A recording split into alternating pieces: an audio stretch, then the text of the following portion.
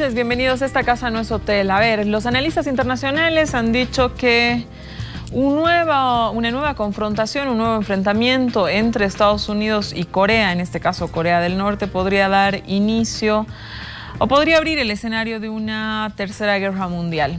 Otros analistas han dicho que es muy precipitado, muy prematuro hablar en términos de guerra mundial, ya que los intereses asiáticos no permitirían un posible enfrentamiento. Esta tensión de los Estados Unidos y Corea, por supuesto que no es nueva. O si uno recuerda, en la Segunda Guerra Mundial, Estados Unidos ya estuvo enfrentado a Corea. Decanta en una serie de cosas. La razón de esta tensión es una razón histórica. La división de las Coreas tiene un razonamiento histórico que básicamente tiene un origen en la Segunda Guerra Mundial.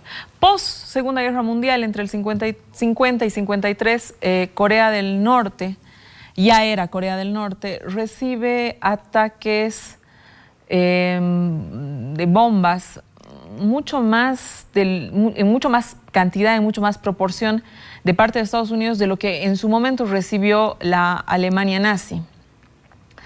La tensión nunca deja de estar latente. Pero digamos que vuelve a florecer, vuelve a renacer a partir de una carrera nuclear que inicia Corea del Norte. Hace pocas semanas, el anterior domingo para ser precisos, en Pyongyang se hace un ejercicio nuclear, el sexto ejercicio nuclear, que provoca declaraciones del presidente de los Estados Unidos, Donald Trump, que indica de manera textual que recibirán fuego y furia de parte de los Estados Unidos, y es que habría una provocación textual a los Estados Unidos. Han habido varias reacciones. Putin habla de una histeria militar. El presidente chino también sostiene que esos arranques hay que detenerlos. Han habido pronunciamientos internacionales sobre las sanciones económicas a Corea. Hubo un freno al tema de las sanciones económicas. Pero lo que en realidad nosotros queremos hacer esta noche es conocer un poco más de Corea. Este país que según organismos internacionales es el país más corrupto del mundo, pero del que poquísimo conocemos. No tenemos una ventana real de información de cómo viven los coreanos del norte. Para hablar de este tema hemos invitado a Álvaro del Pozo. Se estrena en esta casa, en nuestro hotel. Te damos la bienvenida y esperamos que sea la primera de muchas veces que estés acá. Te agradezco la invitación y nunca mejor oportunidad que compartir con dos grandes analistas y junto a ti, por supuesto. Gracias por venir. Con nosotros también nuestro analista por excelencia en temas internacionales, Daniel Agramont. Bienvenido, como siempre, a esta casa, en nuestro hotel. Susi, muchas gracias por la invitación. Con nosotros también esta noche se estrena, y me da muchísimo gusto, Lili Peñaranda. Bienvenida a esta casa, a nuestro hotel, casi mi coterránea. Sí, estábamos hablando, ¿no? Ahí, Susi, muchas gracias por la invitación. Realmente es un gusto compartir con ustedes esta noche. Se prevé una buena sesión de debate. Así es. Bienvenida a esta casa, a nuestro hotel. Quédese con nosotros, que esta noche hablamos de Corea del Norte y las tensiones con los Estados Unidos.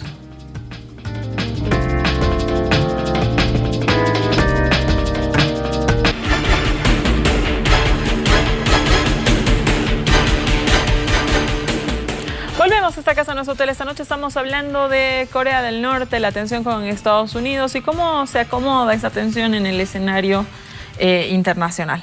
A ver, Álvaro, quiero que iniciemos, ¿no? Para entender un poco por qué existe Corea del Norte, por qué existe Corea del Sur, en qué momento hay la separación de estos países, o sea, de este país, mejor dicho, perdón, y cuáles son las razones para esta separación. Muy bien, Susi.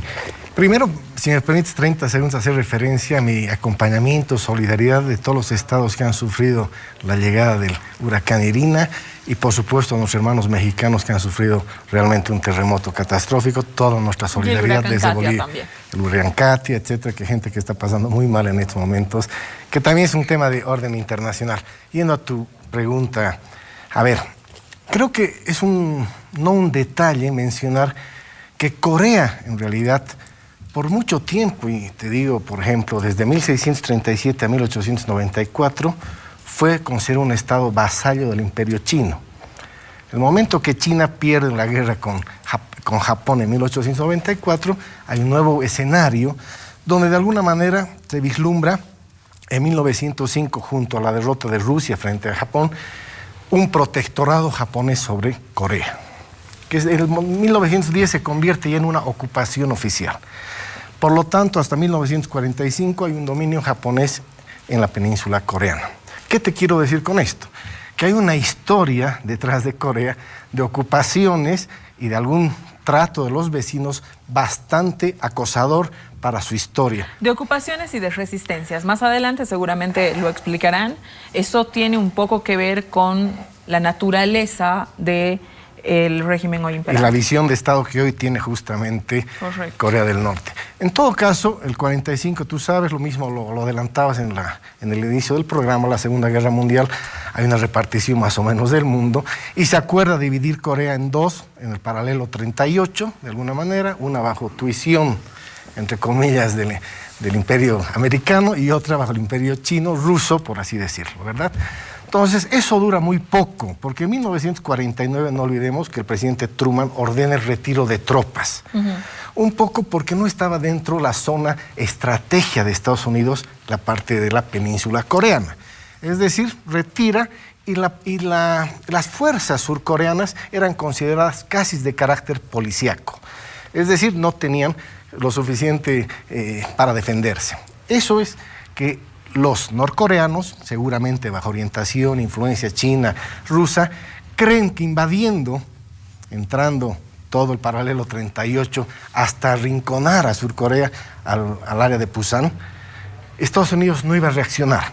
Calculan que para Estados Unidos ese no iba a ser lo suficientemente un motivo importante como para desplazar fuerzas. Se equivocan o sobrevaloran el enfoque de las relaciones internacionales de Estados Unidos, que es un poco moralista, maniqueísta, el bien y el mal, más allá que estratégico.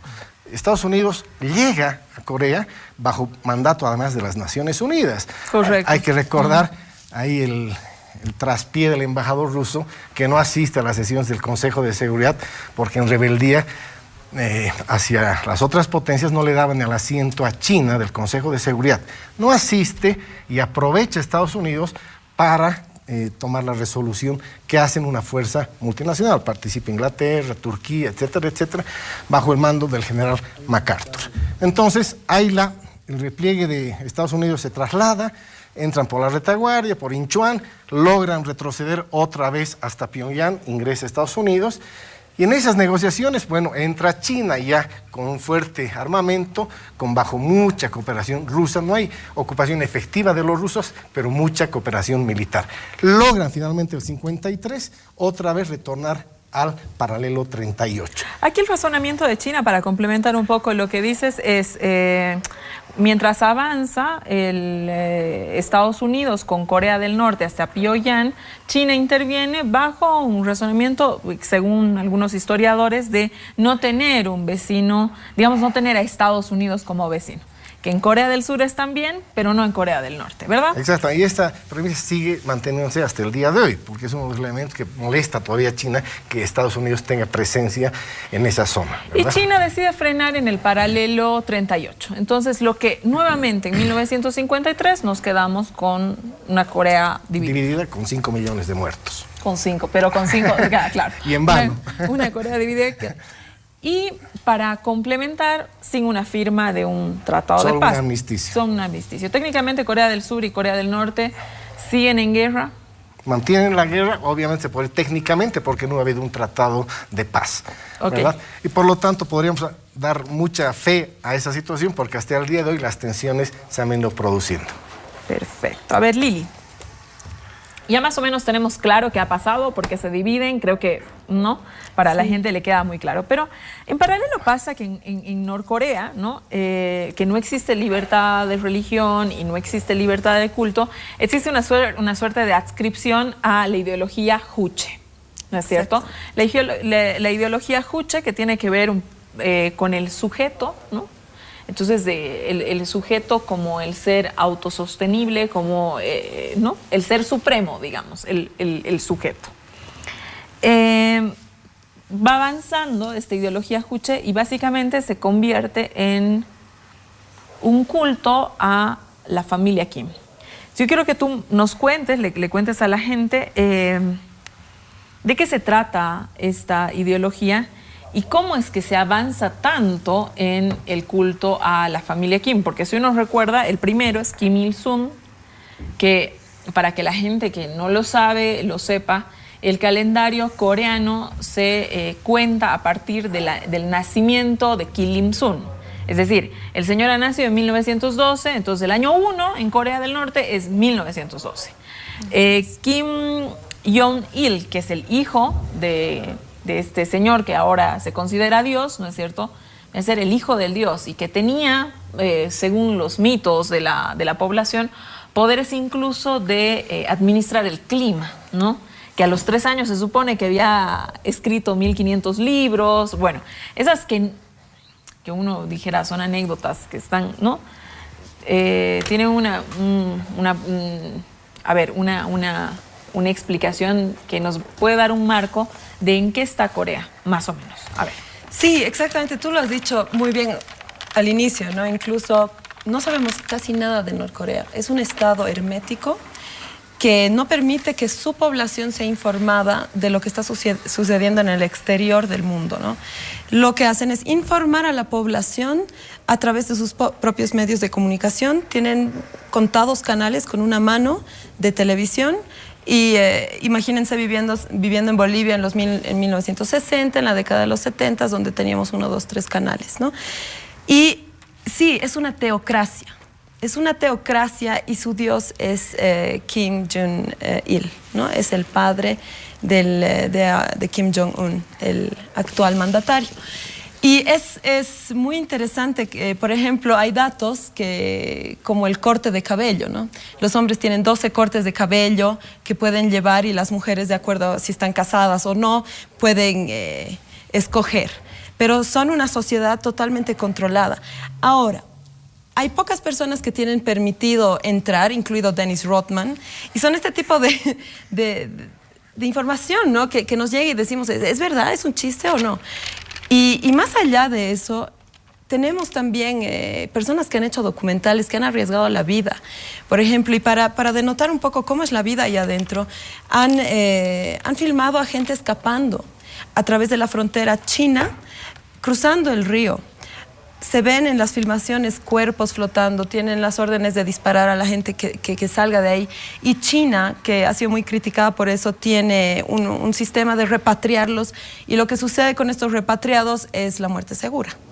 Porque tienen un sistema de tortura que, bueno, hasta cierto punto se conoce por imágenes aéreas y demás, ¿no? Entonces tenemos un régimen que realmente es totalmente, viola los derechos humanos completamente y gente, estamos hablando de entre 30 y 60 mil ciudadanos ilegales en la China y se piensa que son más porque se mantienen escondidos totalmente cuando salen de ahí.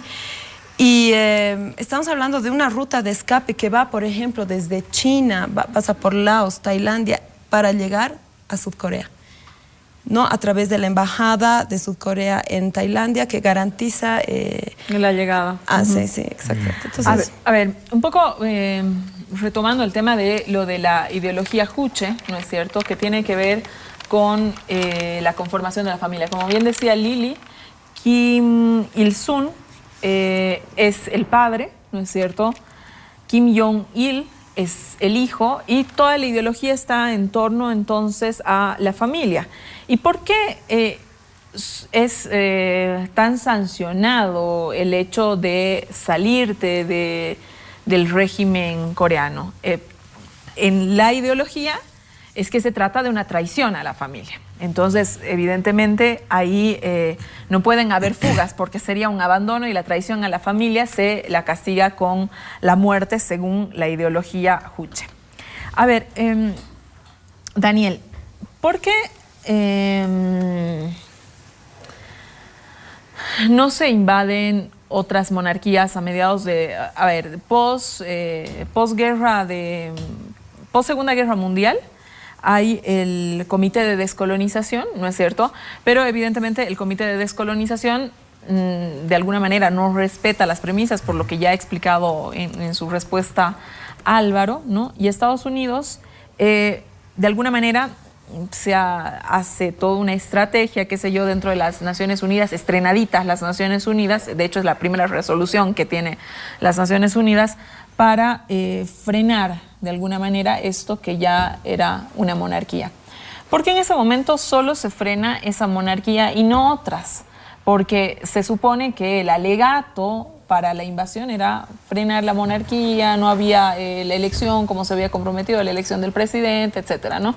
Entonces, pero habían otras monarquías en 1950, entonces, ¿por qué se determina invadir Corea, ¿no?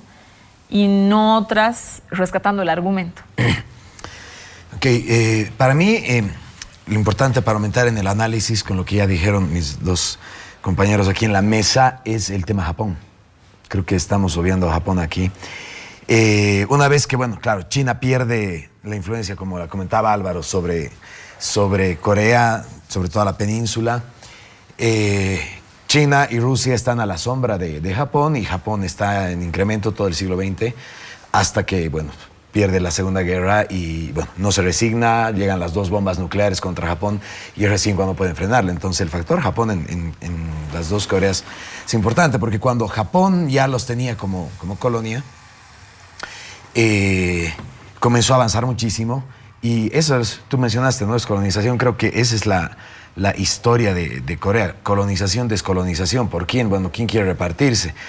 Si hace 300, 400 años eran algunos, hace 200 otros, y luego, bueno, cuando era Japón, se comenzó inclusive a prohibir el idioma. Entonces iba a ser realmente la expansión del territorio japonés, ahora en continente. Entonces termina la Segunda Guerra Mundial, y es parte del interés de Estados Unidos y de los aliados, ¿no? Los vencedores, el sacar a Japón. Bueno, recordemos la China muy pobre versus la China que tenemos ahora, y Corea del Norte se mantiene idéntica. Pero claro, la China comunista tratando de seguir en 1917 lo que se hizo en Rusia, en Corea del Norte también, y bueno, no tenemos que olvidar que en Corea del Norte se trató de instalar un régimen bastante parecido. Otra cosa es que una vez que ya estaba la cabeza, comenzó a eliminar toda oposición, ¿no? Este señor. Pero la idea era sacar a Japón. ¿Y cómo podíamos lograr esto? O sea, que vuelva a ser esto como un protectorado chino y que China tenga toda la influencia. Entonces, no, obviamente imposible. Era lo mejor que sea la división para 2.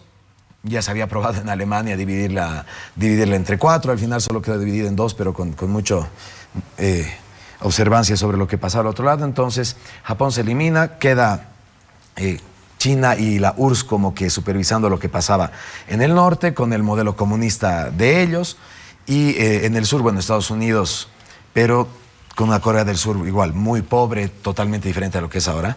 Y bueno, solo complementando lo que dijo Lili, eso me parece muy importante resaltar, ¿no? Lo de el hermetismo, la Corea del Norte como país cerrado, porque en este mundo, con la tecnología que tenemos, año 2017, este mundo globalizado, unido, todas las transacciones son al instante, es un mundo, el mundo hoy, como dicen las compañías de freight forwarding. Hay un país que es el que realmente no está participando de esta globalización, y es Corea del Norte. Y tú dices, ¿y cómo puedes hacerlo? Bueno, Donald Trump y el Brexit sí son como un freno de mano, ¿no? Donald Trump dijo un ratito, veremos si podemos reescribir un poco las reglas de la globalización tal como está. Pero Corea del Norte realmente es un país que no participa de esto, y eso es la única forma, es como lo controla, como el gobierno tiene controlado al país, ¿no? Nada entra, nada sale, nosotros decidimos. Acordémonos cuando Turquía quiso prohibir el Twitter en la primavera árabe para evitar lo que estaba pasando tras otro. O sea, ha sido una tarea imposible, ¿no? O Venezuela ahora echa CNN del país, significa que van a sacar de la grilla CNN las empresas de cable, pero CNN sigue presente en Venezuela. Entra a través de Facebook, a través de cualquier otro dominio de Internet. Entonces, la forma en que Corea del Norte mantiene esa relación, ahí sí te la creo. En primer lugar, turismo. ¿Por qué no tiene más ingreso la CIA o cualquier otro país a través del turismo? El turismo es muy controlado. Yo he podido conversar con 2 personas que han estado de turistas. Llegas, arribas y claro, te llevan bien supervisado al hotel, mañana vamos a hacer el tour, quieres el otro, quieres salir una foto, ¿dónde está yendo, señor? Por favor, a la habitación, mañana yo lo voy a llevar a las 8 y hasta las 9 de la noche, y otra vez llega y... Además son solamente unas agencias las que tienen permiso para ingresar, no pueden ser todas. Un ciudadano estadounidense trató de robar un póster, no sé qué es lo que hizo, no se sabe bien, y listo, claro. Todo el peso que le cayó hasta que lo volvieron recién, ¿no? Hace 2 meses a Estados Unidos en estado de coma. ¿Cómo podría entrar el mundo a Corea del Norte? Internet. Claro, Internet todo está controlado, las compañías de cable no existen. El Estado ve lo que sucede y su gran socio comercial es China, más que eso no. Entonces ahí sí tienes pues un país bastante cerrado, aislado, y la población le cree. A ver, yo sobre eso quiero hablar un poquito más adelante, pero yo quiero insistir con el tema de la historia.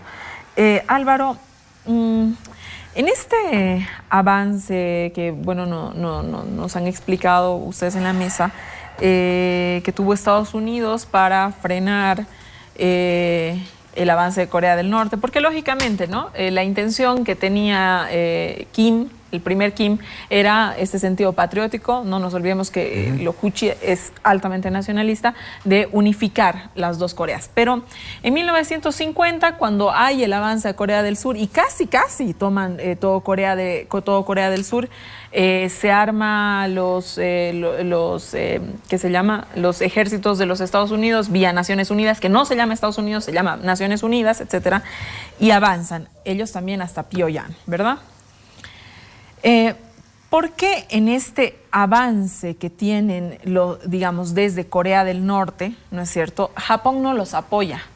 Finalmente Japón venía saliendo de una guerra con los Estados Unidos después de que, guarden, se les tiraron 2 bombas nucleares, o sea, no solo una, se tiraron 2 bombas nucleares, ¿no? Y cuando hay una escalada, digamos, ¿no?, de Corea del Norte contra los Estados Unidos, más allá que se llame en ese momento Corea del Sur, pero fue contra los Estados Unidos, no reciben el apoyo de Japón. ¿Por qué? Bueno, tú prácticamente lo has dicho, es decir, Japón estaba absolutamente agotado en todas las vías, había sido víctima de las 2 bombas atómicas, etcétera. Rusia le había iniciado una guerra y en 1945 nuevamente a Japón. Las confrontaciones en la zona han sido históricas. Pero un poco retomando la pregunta que hacías, ¿por qué? Y aquí quizá podamos estar en desacuerdo. Yo insisto, y el dato preciso es que el retiro de las tropas en 1949 muestra que esa zona para Estados Unidos, y lo dice el propio Henry Kissinger, no fue estratégica, no fue considerada estratégica. No estratégica para los Estados Unidos. Exactamente. Pero guarda Japón.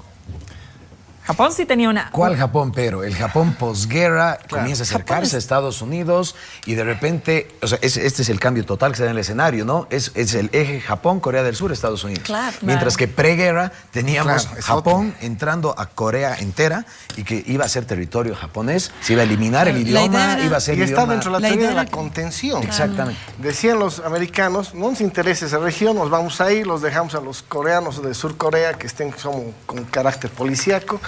Pero el momento que pasa el ingreso de Norcorea, el paralelo 38, la política norteamericana reacciona simplemente por un acto de simbolismo. Es decir, la teoría de la contención dice eliminar cualquier avance comunista que se presente en el planeta.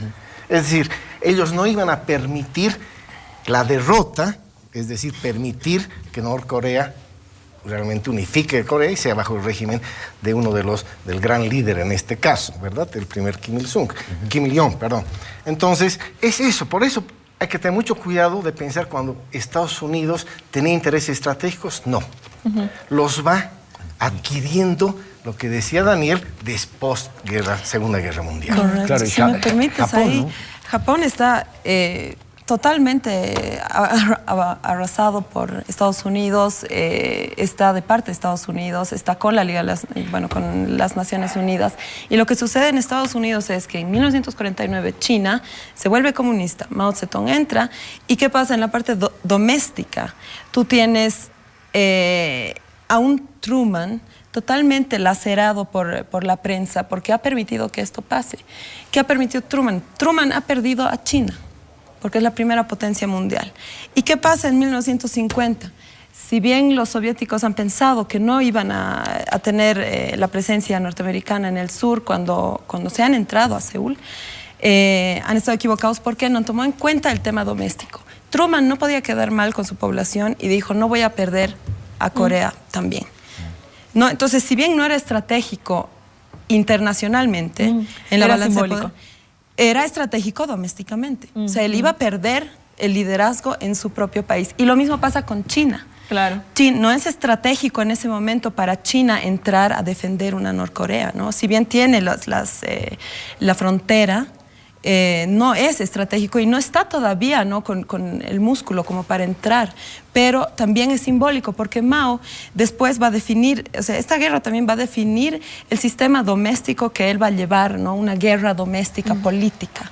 ¿Cuál es el rol de Mao, Daniel? Porque, a ver, si uno recuerda, pareciera, lo real. Los Kim se hacen primero del poder que Mao, ¿no es cierto? Y cuando Mao está en las luchas, los Kim ayudan a Mao. Entonces, en esta escalada, si bien no era un tema estratégico para ninguna de las potencias, ¿no? También hay un tema de lealtades. La China, al parecer, ustedes me dirán que son los expertos, no podía dejar de sola, digamos, a una Norcorea, porque ahí sí se jugaban cierto tipo de lealtades también, ¿no? ¿Estás de acuerdo? Claro, a ver, no nos olvidemos, el periodo es la Guerra Fría, es la bipolaridad que hemos vivido y era Estados Unidos y la Unión Soviética. O sea, es muy fácil pensar en China y la China actual, ¿no? Era la Unión Soviética como la potencia y comunista, ya dando esta experiencia al mundo, ¿no? Desde 1917, intentando este modelo totalmente contrario al estadounidense. Para la política estadounidense posguerra es el pilar ¿no? La contención del comunismo.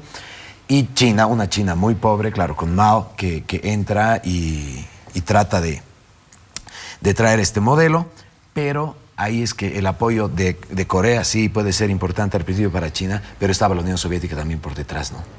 Entonces Japón, totalmente anulado, comienza a reconstruirse y su reconstrucción va a ser bien ligada a Occidente.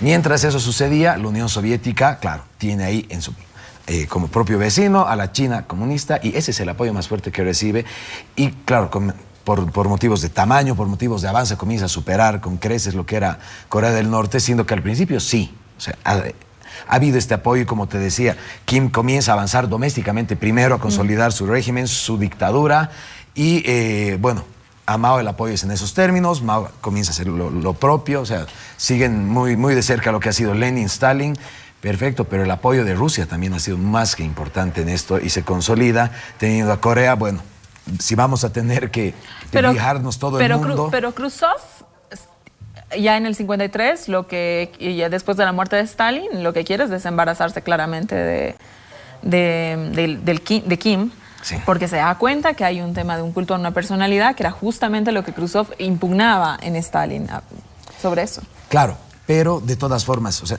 la bipolaridad era Occidente frente a la Unión Soviética y su área de influencia. La bipolaridad era el liberalismo versus el comunismo. Entonces, sí, hay una política un poco más clara de Rusia al respecto, pero de todas formas la contención entre grupos era, incluidos los países esfera, los países influencia, los países que tienen el mismo régimen, como decía Álvaro. Entonces, al final, si vamos a tener que luchar para que el comunismo no avance, o sea, ya no veo el nombre del presidente, no veo el nombre del país, ¿no?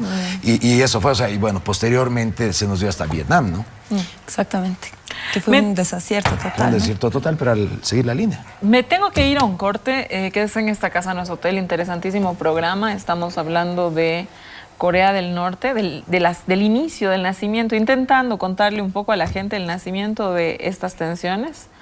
Ahora, en el próximo bloque, vamos a hablar un poco más de cómo tenemos información de este país, cómo este país empieza su carrera armamentista, quiénes son sus principales socios comerciales. ¿De dónde saca dinero Corea del Norte para mantener a su sociedad, uno? Y dos, para darse el lujo de tener una carrera, de iniciar una carrera nuclear. Quédese en esta casa, no es hotel.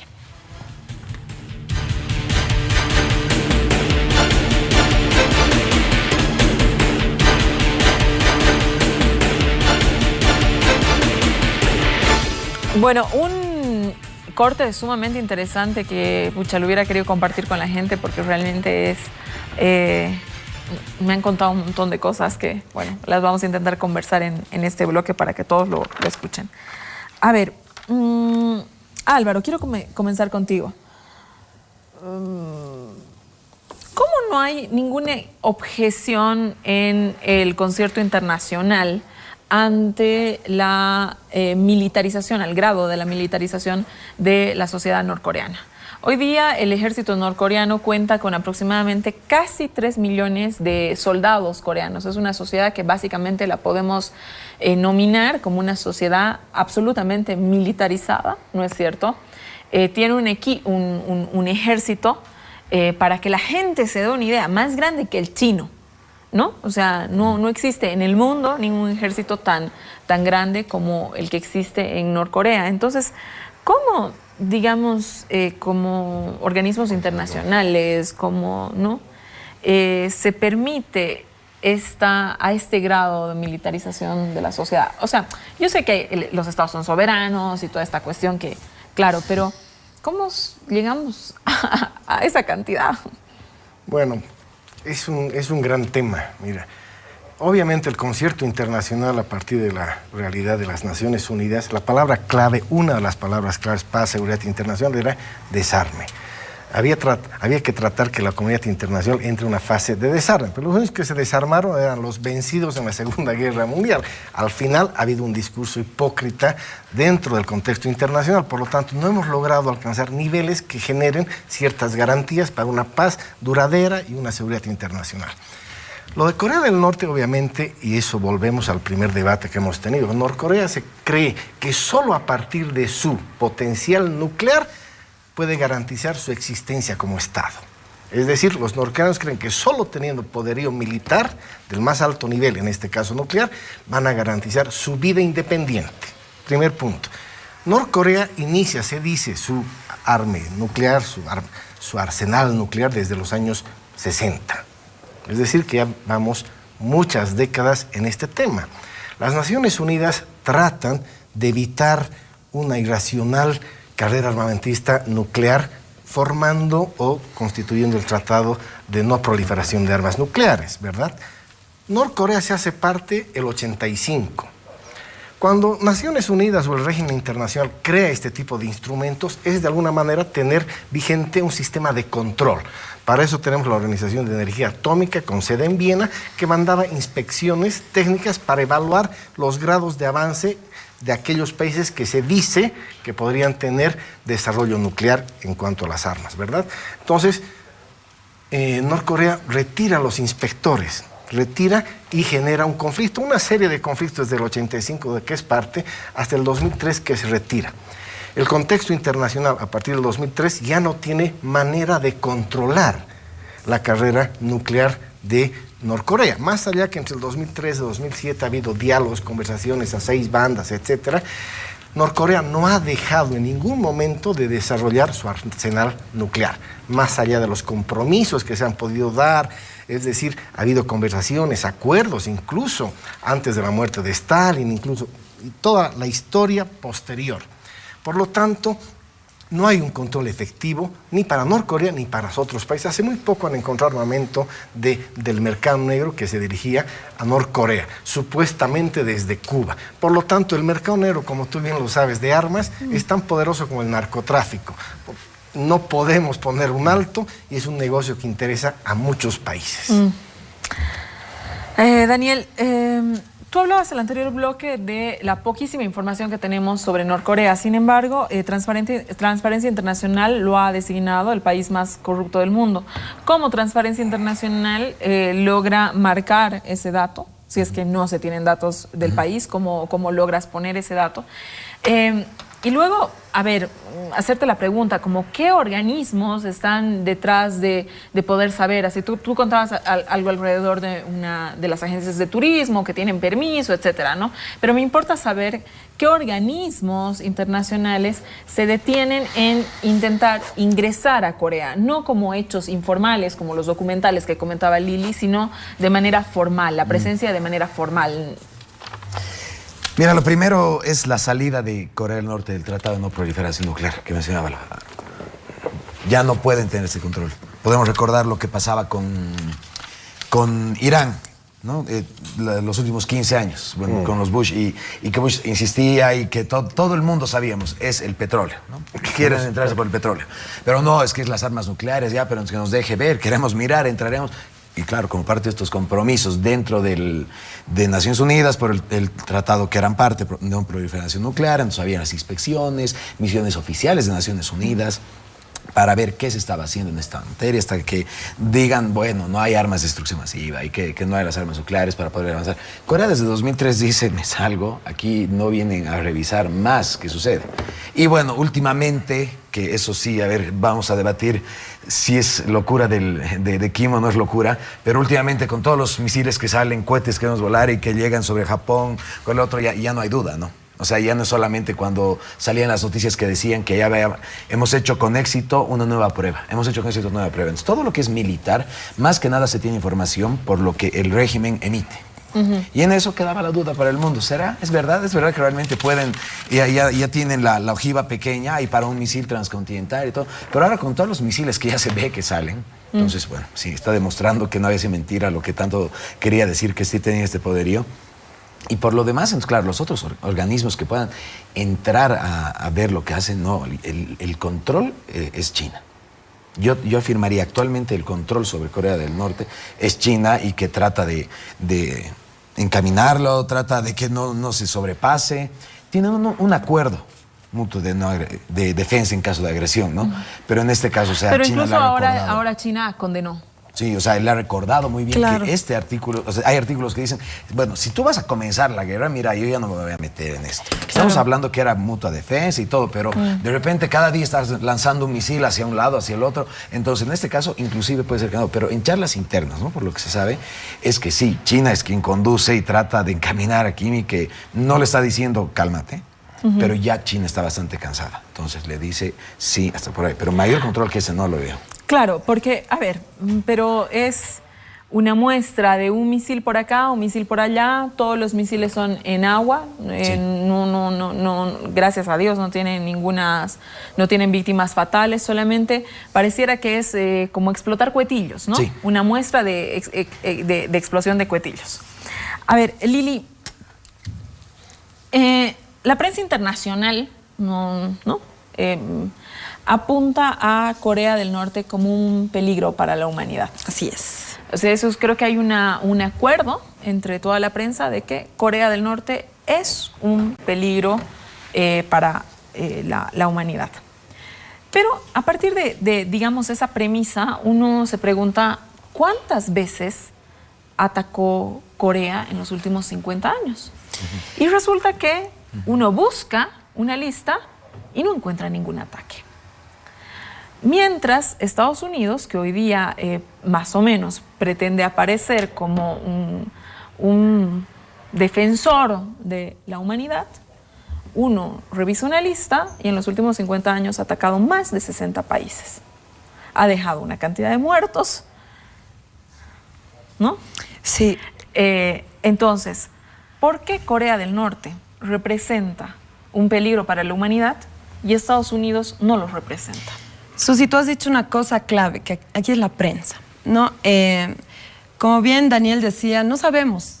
Ellos claman haber tenido 6 pruebas nucleares, pero no tenemos las pruebas. La última prueba clama haber sido una bomba de hidrógeno, pero no tenemos las pruebas. Ha ocasionado movimientos sísmicos, sí, pero pueden bien ser otro tipo de armas, ¿no? Ahora, si tú te fijas en Estados Unidos, es una teoría. Tienes el problema de cómo manejan a Rusia, tienes el problema de los Dreamers y tienes el problema de los white supremacists, ¿no? La supremacía blanca. Y hay una teoría de que quieren derivar la atención, sacar la atención de la parte doméstica y llevarla hacia Kim. ¿Por qué? ¿Qué sucede? O sea, si tú ves el día 8, el día de fuego y furia, el día que emitió este anuncio Donald Trump, también Susan Rice, la previa asesora de seguridad nacional del presidente Obama, saca un artículo en The New York Times y dice, ¿no? O sea, esto no viene pasando desde hoy día. no viene pasando desde que Trump está en la oficina, viene pasando desde hace mucho tiempo. Para ir un poquito más atrás, desde el año 94 hay un acuerdo con Clinton que los norteamericanos no cumplen porque piden desarmar a Kim su arsenal de plutonio y ofrecen energía, ¿no? A cambio. Nucleares, ¿no? Exacto. Entonces, no cumplen los norteamericanos con el envío de la energía. Se cae todo porque no hay un cumplimiento de ambas partes y se descubre en 2002 que Kim tiene un nuevo programa basado en el uranio. Entonces, a partir de ese momento y ya desde antes, hay cada año, por estas épocas, por agosto, un ejercicio en conjunto con los sudcoreanos de muestras de poder en la frontera con... que tiene que ver con fiestas patrias y todo. Sí, aquello, pero ¿no? es más que todo eso de decirle, cuidado, ¿no? Estamos aquí. Y es lo que pone nerviosa a toda la región, pero en cada año. Y Susan Rice lo dice en su artículo del New York Times. Dice, cada año hemos tenido nosotros estos problemas, estas exacerbaciones. El señor Kim nos ha venido haciendo amenazas desde siempre. Lo que ha cambiado es cómo Estados Unidos y el presidente Trump maneja la situación. ¿No? Entonces, sí. Si me permites, yo quisiera agregar, a ver, que Corea del Norte es ahorita la mayor amenaza mundial. Ya esta frase que dices. Sacándolo a la prensa, ¿no? Con todo lo que puede hacer la prensa estadounidense y los intereses de cada uno, Rupert Murdoch por un lado. Pero, ¿por qué yo consideraría que es, siendo que Rusia tiene la mayor cantidad, se puede decir, de armas nucleares, y muy seguida, a la par de Estados Unidos, ¿no? La Federación Rusa y Estados Unidos son los que más armas nucleares tienen. Así es. Y de repente Corea del Norte, por querer tener una, es la gran amenaza. ¿Por qué? Porque somos así de injustos en este mundo, ¿no? Entonces, ¿por qué no hacemos que este Tratado de Naciones Unidas se vaya más hacia el desarme? Porque también es uno de los pilares, ¿no? El Tratado de No Proliferación es el desarme. No es solamente que no proliferen, sino vamos eliminando nuestras cabezas nucleares, ya pasó esa etapa. Para mí, ¿por qué es el peligro Corea del Norte? Porque nos está haciendo retornar a esa etapa. Porque de repente hemos vuelto a esto, y si me permite saber si se ve, se pueden Por filmar. favor, no sé cuál de las... Es No nos volver hagas a esto. asustar. Es volver a esto. Ya no hablábamos de esto. Es el reloj. El reloj del recuento para el juicio final, el Doomsday Clock. ¿Cuán cerca está la humanidad de extinguirse? Y ahora, por lo que está haciendo Corea del Norte, pero también Trump, los que manejan esto, los analistas detrás de este reloj, por lo que está haciendo Corea del Norte, más las acciones de Trump, dicen, otra vez se ha vuelto a ver, estamos 2 minutos y medio más cerca a la medianoche, ¿no? Entiendo que la medianoche es el apocalipsis, es la extinción humana, es la guerra nuclear. O sea, es volver a hablar de estos temas. Ahora, ¿por qué ya no hablábamos? Cae el muro de Berlín, al año siguiente cae la Unión Soviética y seguimos teniendo esas dos potencias. Todas las armas nucleares de la Unión Soviética pasan a la Federación Rusa, ¿ok? Estados Unidos también tiene sus armas nucleares y entonces, ¿por qué no sigue el peligro nuclear inminente? Esta unipolaridad, ¿por qué era? Bueno, más que nada, muchos analistas lo dicen, es porque entendimos, la raza humana lo entendió, Estados Unidos lo entendió, Rusia lo entendió. Esto no nos conviene. Realmente el disparar el botón rojo, el poner la llavecita del botón rojo, no le conviene a nadie. Ya no le hablemos sirve de a ese nadie. tema. Vamos a seguir odiándonos, vamos a seguir viendo quién es más grande que el otro, nos vamos a intimidar, pero eso ya no toquemos ese tema. Y de repente Kim nos hace volver a hablar de esto, volver a hablar del reloj y de ahora cuál, porque entonces, ¿qué pasa si una de estas pruebas es exitosa? Le llega a Corea del Sur o a Japón, contra cualquiera de los dos, porque no creo que tenga el misil que haga llegar a Estados Unidos, ¿no? Como se están amenazando. Le llega, y ni siquiera nuclear, una bomba de cualquiera que llega. Nos está haciendo volver a hablar de este tema, Sí. mientras que estábamos en un mundo antes de esto que era condenar las acciones de avance de Estados Unidos. Afganistán, Siria no entra esto, y de repente otra vez hablamos de el Doomsday Clock. Y el peligro de esto es, perdón que te corte, es que no se está fijando uno mucho en la carrera armamentista nuclear, sino en la carrera convencional. Claro. Y ese es el peligro. No vamos a tirar la bomba nuclear, pero sí no podemos hacer la guerra convencional. A ver, Álvaro, ¿qué es lo que producen los coreanos? ¿Quiénes son los socios comerciales? La pregunta. ¿Cómo Corea se puede permitir estar en una carrera armamentista? Para que en el anterior bloque se ha explicado, ¿no? Esta ideología tiene que ver con la autosostenibilidad. Entonces, la sociedad coreana solamente se mira a sí mismo. No, se supone que no tiene ningún socio comercial porque todo lo que consumen ellos mismos lo producen. Es decir, no hay caña, no importa, se hace azúcar de remolacha. Y así en toda la diversidad de productos, salvo la venta de carbón a China, pero eso le va a permitir una carrera armamentista. Evidentemente, dentro de ese financiamiento a toda esta locura armamentista hay un mundo oscuro, ¿verdad? El mundo financiero, que también hace China mucho de la labor financiera, más allá de las repercusiones de las resoluciones de Naciones Unidas. Sin embargo, leía un reporte con datos del 2015 que son 80 países los que comercian con Norcorea. Incluso estamos nosotros, por así decirlo. O sea, está obviamente China, que ocupa más o menos el 93% de su torta, ¿no? Está Rusia, está México, para los nuestros está Chile. Chile es el país que más le compra a Norcorea. ¿Qué le compra? Le compra piezas de hierro. Le vende vinos, imagínate.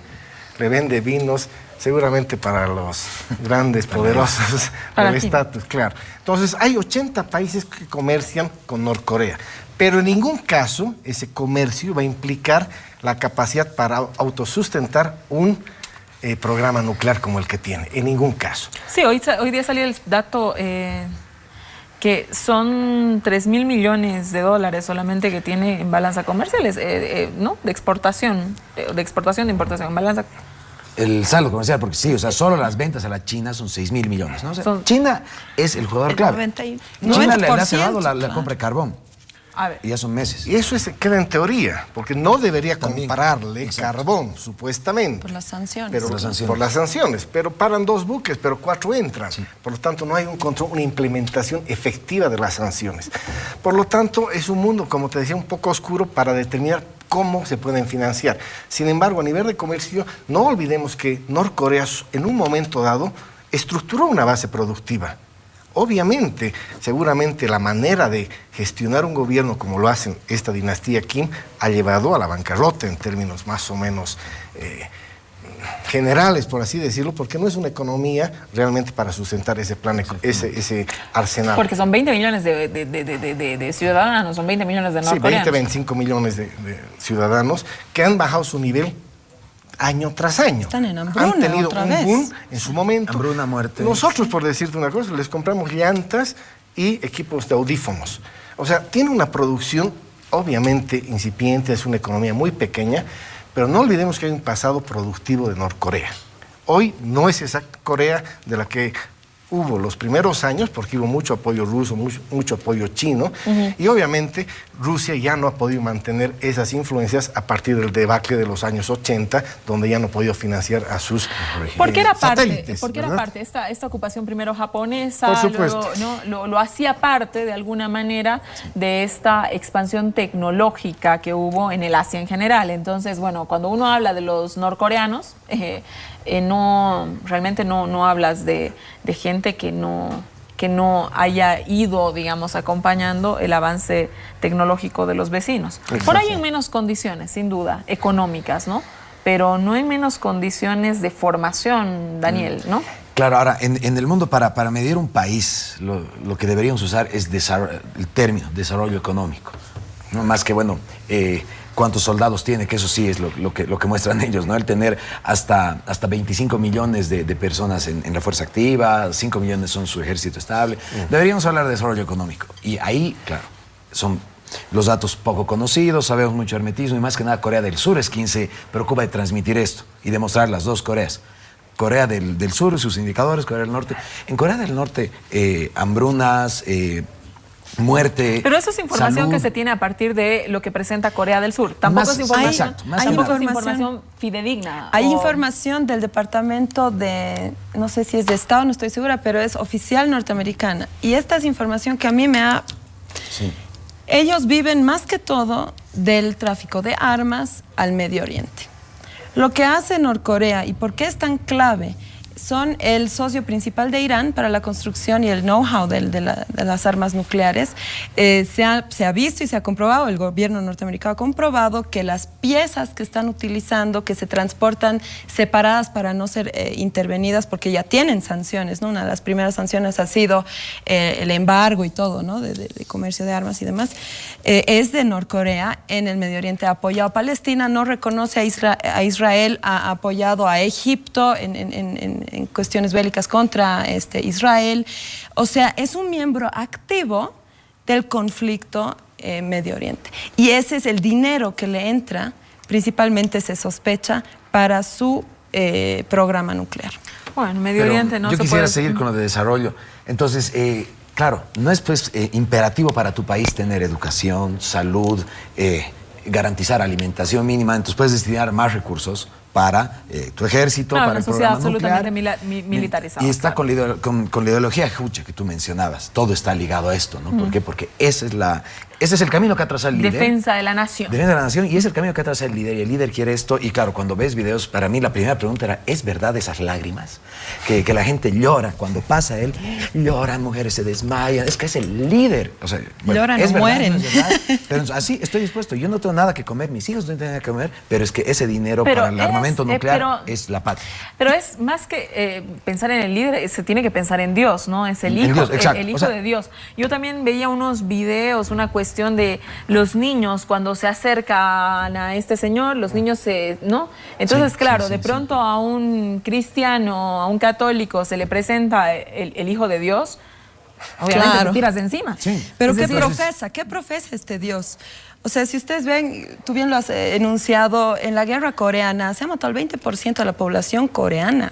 Se ha matado más gente que en Japón, que han matado a más de, promedio 50% de 60 ciudades, más que Alemania, tú misma lo has dicho. Y ha dejado una devastación increíble. Se han tirado 600.000 toneladas de explosivos y Kim, la familia Kim, se agarra de esta idea. Estados Unidos es el demonio. Si para nosotros los católicos existe el demonio, o bueno, no me adjudico ninguna creencia, ¿no? Pero sí, cada religión profesa algo y ellos profesan que Estados Unidos es el demonio. A ver, Álvaro, parece que a Trump no le tiembla la mano. En muy poco tiempo en la presidencia, lo hablábamos en el corte, no tuvo mayor problema en bombardear Siria, en bombardear Afganistán, pero esta provocación que le hace Kim, que uno empieza a sospechar de realmente que sea su real locura, ¿no? Más bien como una medida estratégica para sostener el régimen, pareciera que algo ahí, que hay un freno de mano a Donald Trump, ¿no? Que lo hablábamos también en el corte, que Putin sale como el sensato, ¿no? Hoy día el presidente chino, el presidente coreano, pareciera que son los el presidente ruso, el presidente coreano, son chino, son los que están de alguna manera liderando, ¿no? Marcando el orden mundial, indicando de alguna manera a Estados Unidos cómo comportarse, ¿no? Pareciera que Estados Unidos ya no solamente es un tema que ha perdido, que ya no es el hegemón económico, sino esta idea, esta percepción de Estados Unidos liderando el mundo, hoy día con Trump parece que se acabó. Sí, a ver, nuestro presidente Trump no le tiembla la mano a la hora del Twitter, ahí sí que no le tiembla la mano. En eso es muy ágil, y pone todo en Twitter, y eso ha revolucionado también el mundo de las relaciones diplomáticas, las relaciones internacionales. Pero bueno, eso es una anécdota y será una anécdota de todo este proceso llamado Trump. Ahora bien, como tú bien decías, hay amenazas, fuego, ira, etcétera, etcétera.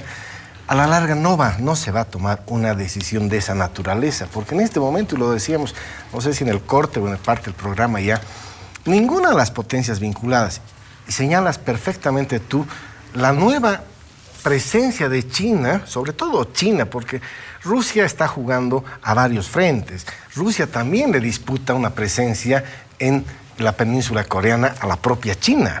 Rusia quiere tener más influencia sobre este señor. y por lo tanto hay una competencia entre dos liderazgos. Por lo tanto, China para mí sí es ese actor que realmente está entendiendo el mundo como debería haberlo hecho ya el presidente Trump, como lo estaba viendo el presidente Obama, pero que realmente hay un cambio profundo en esa mirada americana de las relaciones internacionales. Por lo tanto, creo, más allá del Twitter, más allá de esas declaraciones, hay toda una institucionalidad en Estados Unidos que no va a permitir de ninguna manera reaccionar a estas provocaciones. Por lo tanto, nos vamos a circunscribir a esta coexistencia pacífica en cuanto y tanto podamos tener el control de los conflictos siempre que las potencias no tengan confrontación directa, porque eso sí puede desarrollar una tercera guerra mundial. Por lo tanto, va a ser la mesa de negociaciones, va a ser la mesa diplomática que la señala Rusia, que la señala China como la única opción para darle una solución a este problema. Kim Jong-un pareciera que es la horma del zapato de Donald Trump. De alguna manera, esta explosión que tú bien señalas en Twitter de no pasar por Cancillería antes de señalar algún criterio, ¿no? vía Twitter, etcétera. ¿Cómo deja a Estados Unidos en un escenario internacional? Pareciera que los países le han restado seriedad. Cada día con menos gravitación, pero el propio Estados Unidos está haciendo eso. Está dejando terreno para que potencias como China, Rusia, no olvidemos Alemania, no olvidemos la Unión Europea, no olvidemos a Angela Merkel, se están haciendo los espacios que la política americana está dejando vacíos. No podemos hablar de una tercera guerra mundial, Daniel. Claro, a ver, Trump es la buena pregunta aquí para seguir con esto de si hay guerra o no hay guerra. ¿Quién es Donald Trump? ¿Por qué tuitea lo que tuitea o dice? Claro, no se sabe. Es realmente la emoción del momento. Cuando Trump lo que prometió, que era más que nada económico, ¿no? En su campaña política, era traer otra vez los empleos, entonces esta globalización un poco hacer retroceder, este multilateralismo. Pero este multilateralismo fue creado por Estados Unidos en la posguerra. Ahora a él no le convenía, es lo que él cree. Como dice Álvaro, esta institucionalidad en Estados Unidos lo está parando. Pero entonces ahí tú dices, ¿por qué le debería interesar? Y al principio realmente no le interesaba que Corea del Norte le envíe un misil a Corea del Sur. ¿Por qué le debería interesar a Estados Unidos? No nos interesa. Nosotros solo queremos fuentes de trabajo para que el ciudadano promedio viva mejor.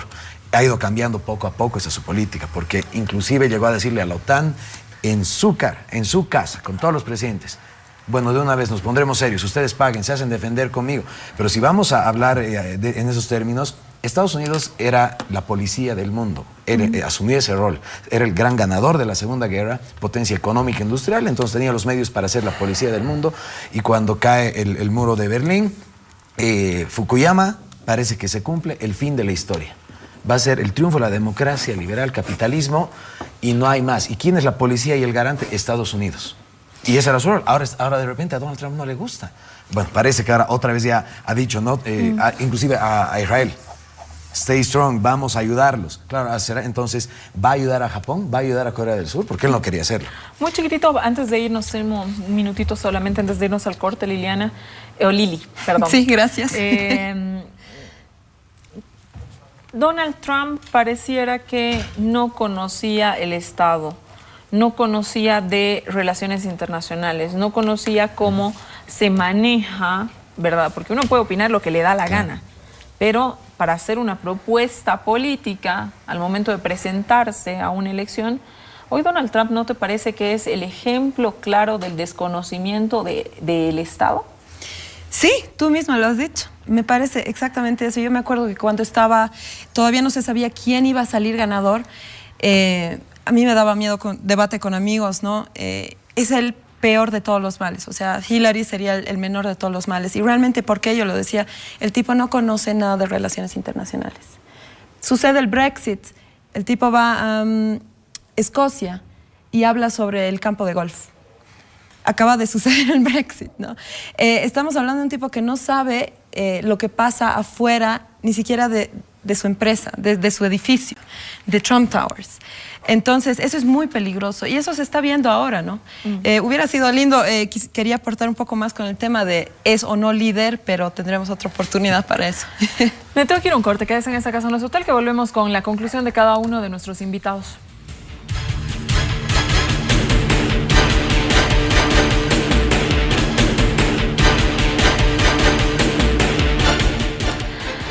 Lamentablemente ya estamos en el último bloque de esta Casa No es Hotel. Este tema creo que merece realmente muchísimo más tiempo. Nos hemos quedado con un montón de cosas por decir porque el nuevo orden internacional es aquí lo que, a ver, en la conclusión, lo que realmente nos interesa.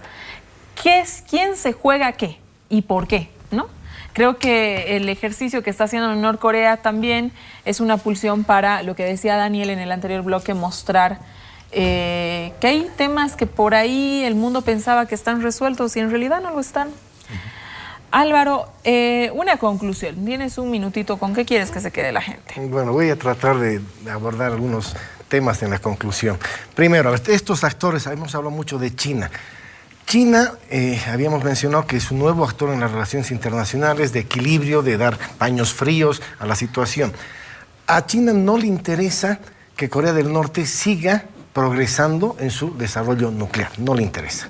No quiere tener un vecino que sea una potencia nuclear, en ningún caso.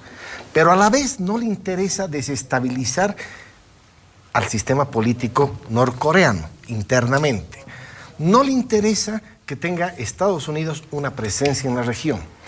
Entonces, bajo esos parámetros tendríamos que saber el día de mañana a qué nivel ha desarrollado Norcorea su arsenal nuclear, para ver si China lo toma como aceptable o no y dejar en statu quo la actual situación.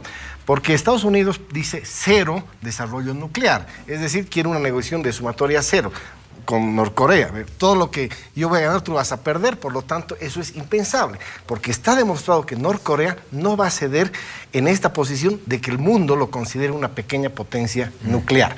Por lo tanto, eso va a ser un elemento importante de cara a una futura negociación. Central. China nos tiene que ayudar a que tengamos información real. Lili. Sí, bueno, a mí me parece bien clave el hecho de ver que, claro, no es clave el pequeño país que se ha vuelto un peligro nuclear y no sabemos si realmente es un peligro y porque clama serlo, pero no sabemos.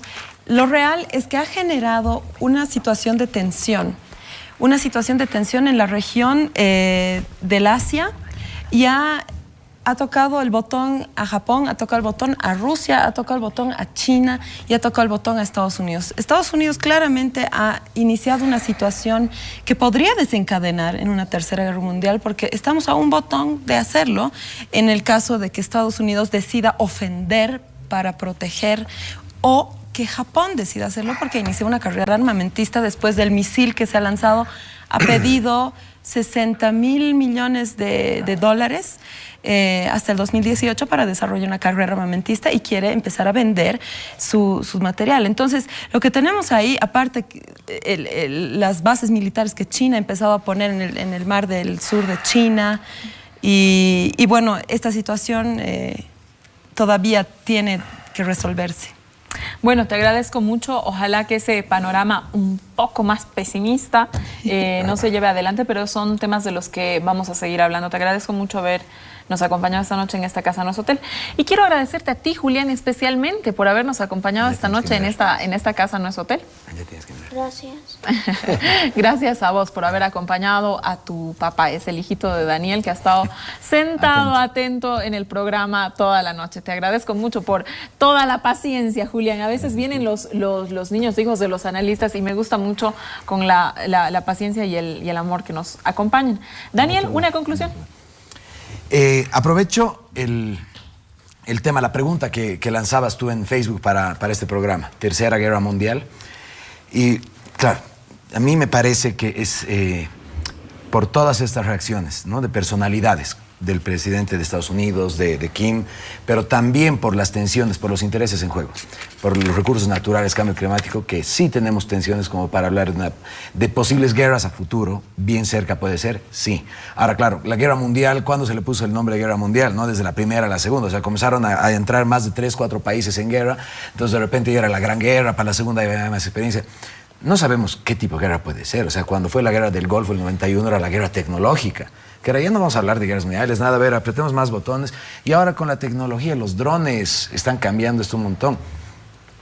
pero no por nada estos analistas del Doomsday Clock lo han movido, así que estamos más cerca al apocalipsis. ¿Por qué? Porque cualquiera de estas tensiones, ¿no? Como por ejemplo, ya un misil que llegue bien, que ni siquiera sea un misil nuclear, a Corea, a Japón, al otro lado, ¿qué opina China? ¿Qué opina Estados Unidos? Entrar nuevamente en esto, porque estábamos tratando de entender Siria y el Medio Oriente con todos esos intereses del petróleo, y que Europa y Estados Unidos se repartieron el Medio Oriente por el petróleo, y luego una Rusia que Putin con Crimea ahora nos demuestra. Y yo nunca nos fuimos, la geopolítica nunca se fue. China es el actor que todos estamos mirando, pero ahora por estas tensiones, sí, cualquier momento, por una emoción puede desencadenarse un conflicto que sea con otro país, y luego le llamemos Tercera Guerra Mundial, no sé. A ver, ojalá que realmente no lo sabemos, esperemos no llegar hasta esos escenarios. Creo que el Asia ha aprendido también mucho del Medio Oriente. Entrar en un conflicto, cuando Estados Unidos entra en un conflicto, no es solamente con un país, sino va creciendo con el resto de los países, no respeta a aquellos que también han sido sus socios. Entonces yo creo que también Japón, la China, propio Corea del Sur, más allá de una tensión, no en el caso de China, pero más allá de una tensión clara que se tiene con Corea del Norte, tampoco creo que vayan a permitir ser un escenario bélico, ¿no? Sí. Bueno, Esperamos. esperemos que esta geopolítica que nos marca que esos asuntos que pensábamos que estaban resueltos en los 90, en los 2000, pues verdaderamente no lo están. Nuevamente surgen en la agenda y parece que los nuevos ordenadores del mundo son China y Rusia. Gracias por habernos acompañado esta noche en esta casa, en nuestro hotel. Quédese con la programación de ATV y conmigo el siguiente domingo. Muy buenas noches.